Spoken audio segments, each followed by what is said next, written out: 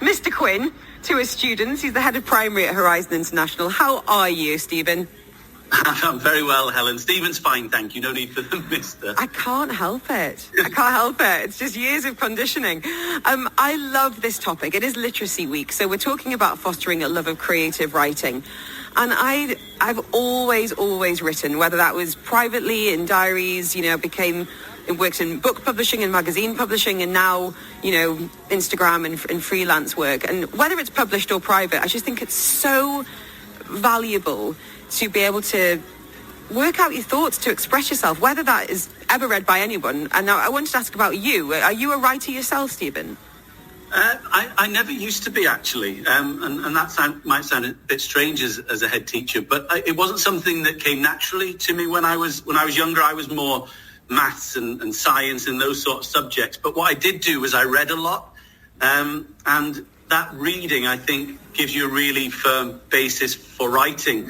But what really got me into writing was when a teacher, I think it was around year 4 or 5, just said to us as a class, just write about anything, because up to then the writing had been quite prescriptive and teachers had told us what we had to write about. So it was the first time anyone had ever said to me, write about whatever you wanted. And I ended up regurgitating a story that I'd recently read, but tweaked a few things. Mm-hmm. But it really made me think, actually, the possibilities are endless with writing. And as I've grown up and as I've got older and I've become more academically minded, that's where my writing passion has kind of stemmed from, as I've got older and hopefully a little bit wiser. I wanted to ask you about, I don't want to say motivating young learners as such, but maybe fostering, encouraging a love of creative writing. And I think it's such a powerful conduit for expressing your ideas freely, but there can be this inhibition of vulnerability a little bit. How do you counter that in the classroom? Yeah, and I think every teacher would say they encounter this. It's the reality of education that you will have some children who are just like ducks to water with writing. They will write all day long. But of course, there will be a proportion of children who, as we perhaps would call them, reluctant writers or timid writers. So as schools, we have to come up with new ways, innovative ways to try and engage them. And one of the things which is quite common across schools, both in Dubai and internationally, is actually using reading as a hook, because I think writing and reading naturally go hand in hand. You can't have one without the other. So at Horizon International School, what we do is tend to centre topics in writing around texts. So, for example, in year 3, they've been doing a topic all about scrumdiddlyumptious. So they use Charlie and the Chocolate Factory as their core text. And what that allows the children to do is be immersed in a certain type of language, a certain type of prose, and then their creative writing can come off the back of that. And even if it's non-fiction that you're focusing on within a school, you could tailor it exactly in the same way through a text. Our year 2s use actually George's Marvellous Medicine, another Roald Dahl text, to think about, well, if they create their own potions and things like that, how would their instructional writing go? But the George's Marvellous Medicine is their kind of central their jumping off point. Yeah, absolutely. I wanted to ask you, and I guess it's the kind of the elephant in the room right now, about the digital world, the idea of screen competing with the page. How do you incorporate, this inevitable part of learning to enhance writing skills amongst that primary age in particular, Stephen? Yeah, and digital literacy has its place. It absolutely does. But like all schools, we're trying to find that balance. And I think the key word is absolutely balance.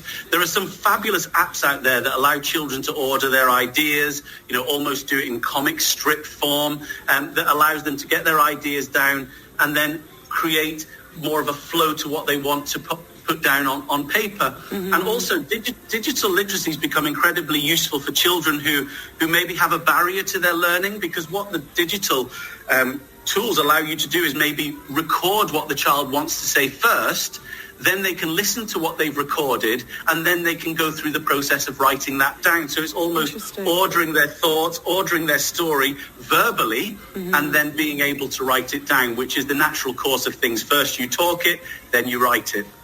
Interestingly, my daughter's in year 4, and I was looking through, you know, when you go in for parent-teacher night and you get to see what they've actually been doing, you're like, oh gosh, you come home and say you don't know what you've been doing, but actually it's a lot. And they've been doing scripts for YouTube videos, and it was so interesting to think about, you know, back in my day, it was, you know, writing a poem or writing an article, a report, or, you know, getting into short stories. But just thinking about how children consume media, you know, the language they're exposed to right now. And it was this little kind of back and forth, like a 2-person script, and even things like, you know, hit the subscribe button. And it was talking about a topic they were obviously exploring in school. It was around sustainability and educating people through a video. And I thought, gosh, that's a really smart way of actually capturing their imagination and thinking about how language can be used in different ways for different purposes. Though, you know, there's calls to action and inspiring. So really fascinating to talk to you, Stephen. We've got loads of questions for you. I want to know about some of those common challenges. I always had a message from Lisa on the text line saying, I'm wondering if kids are encouraged to use speech recognition to get their ideas out on paper. So you're wondering about that idea versus writing versus saying. So Lisa's keen to get your take on that, spurring creativity in that sense. So if you've got any questions on the topic of creative writing in primary or all the way through, we'd love to hear from you on 4001. And don't forget, keep the messages coming in. The toys you would never allow in your house could be scoring you 4 tickets to go and see Masha and the Bear at the Coca-Cola Arena. You can reach me on 4001 on the ARN Play app, and of course that WhatsApp, super simple, voice notes there as well if you prefer, on 04871 5500. You're listening to It's about fostering love of writing in the classroom. This is Eye on Education on Afternoons with Helen Farmer. With Ranches Primary School, a nurturing community school and nursery committed to holistic education in the heart of Arabian Ranches too. Joining us on the line now is the head of primary at Horizon International School, Mr Quinn. We're talking about, well, it's getting over some of the stumbling blocks that some children might have when it comes to writing.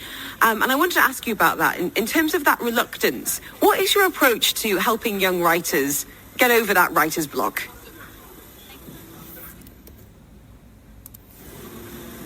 But engagement alone won't necessarily fix the issues that might be there, and it depends what the issues might be. But we must remember always that the process of learning for children, a language starts with the listening, then the reading, then the talking and the writing. So when it comes to the writing part, there's lots of things that we can do within a classroom, such as providing children with writing frames or sentence starters, because when a child is faced with a blank piece of paper, it can be quite daunting. So if you start it off for them, that sometimes really helps them, give them confidence to hit the ground running.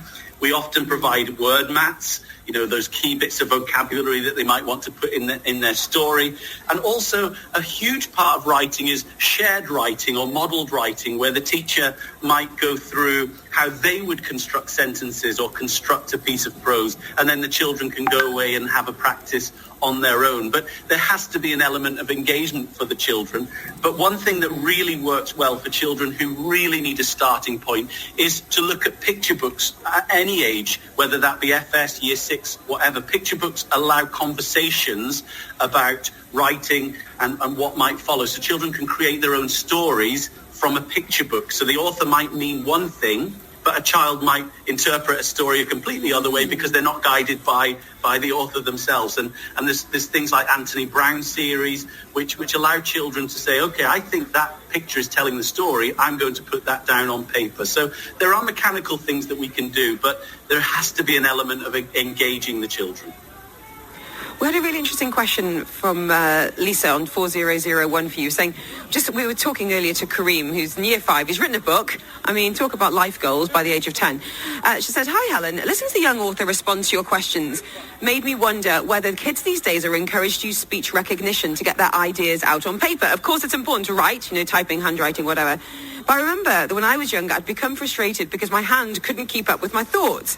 Do you know what teachers think about that these days, or when they're trying to spur our creativity on? Thank you. That's such a good question for 2024. What say you, Mr. Quinn?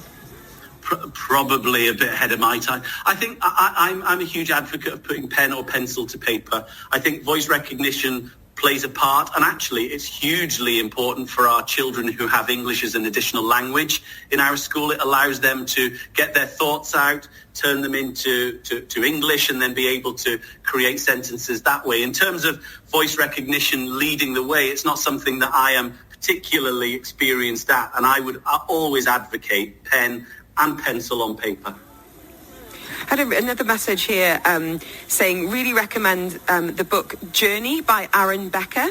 I don't know if you're familiar with this. We actually bought this from Bookworm a few months ago, and it's there's no words in it, so it can use, as you said, from FS1 all the way through to primary, and you explore these beautiful illustrations, and it's exactly that, using your imagination. What do you think's happening here? How did he get to there?